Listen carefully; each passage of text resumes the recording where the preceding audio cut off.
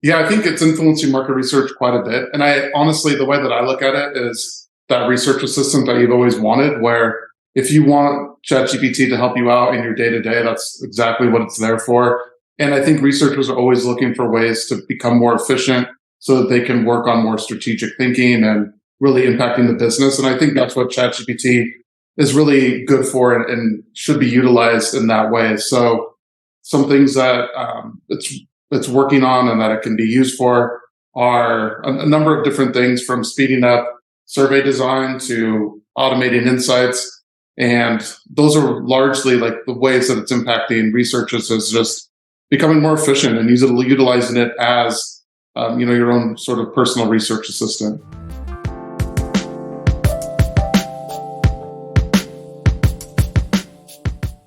I can share a number of examples with you. There are a number of ways that we're utilizing ChatGPT and OpenAI, and really, if you want to think about it from a more global concept, just generative AI from a wider term. But really, there's I think five main areas that you can utilize, or that we're utilizing ChatGPT.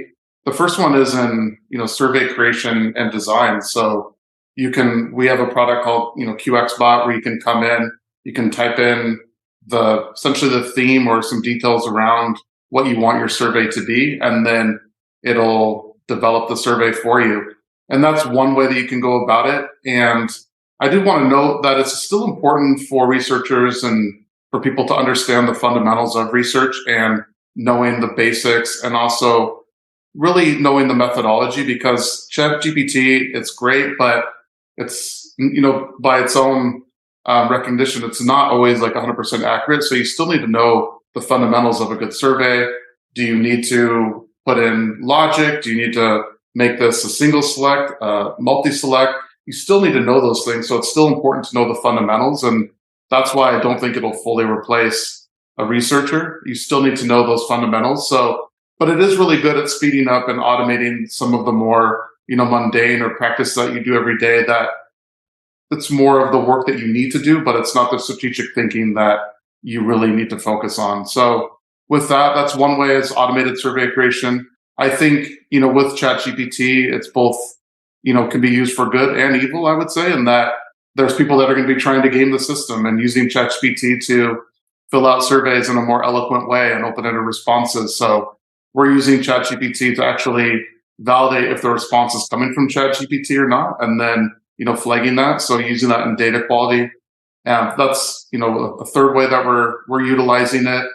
Another way that we are thinking about it is in terms of automating insights, in terms of, like, if you have your data set, why you can have ChatGPT to utilize and come up with some of those insights that you'll probably figure it out eventually, and you'll get there. But why not have it automate some of those responses for you as well, and just get those, at least the quick bits, and you can know like where to point and where to look into for further development. So those are the three ways. Another way that you can utilize ChatGPT, or that it's really affecting the market, is in insights repositories and knowledge management platforms, in leveraging OpenAI to better understand all the insights coming in from all your different projects, and bubbling up the insights that really matter, and finding those sort of pockets of information. That's another way that it's being used.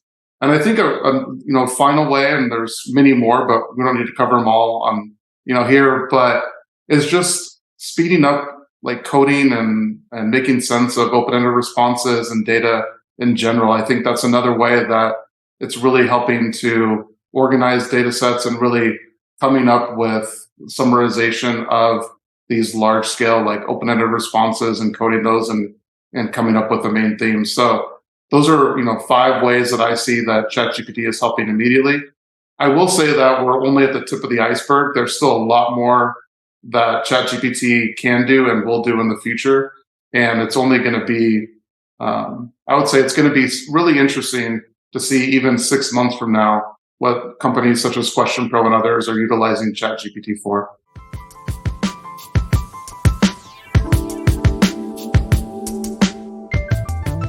I don't think that it'll replace researchers, but I do think it'll replace researchers that don't adopt ChatGPT. And what I mean by that is ChatGPT is a great research assistant. It'll make your job easier and will allow you to do more strategic thinking. And if you don't adopt these practices, then I could see some potential where a researcher utilizing ChatGPT will be better aligned to get more work done, build more strategic insights, and therefore, be more efficient at their job, allowing them to, really conduct more research and get those additional insights that are needed, by companies. So I don't think it'll directly replace it, but I do think it will replace those researchers that don't adopt the technology.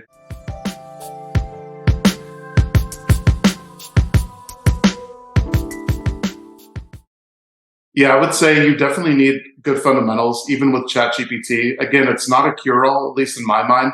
You still need to understand the basics and have a good fundamental knowledge of, the core book of market research knowledge. I think that will always be essential because at the end of the day, ChatGPT is there as an assistant, something to help you become more efficient, but it shouldn't replace you and it shouldn't be a substitute for a good baseline of market research knowledge. I think that's always there. If anything, to validate what's coming out of ChatGPT, is it correct? And building on those insights. So you always need that core research knowledge that comes with classes and courses that the MRII offers. So I always think that'll be essential.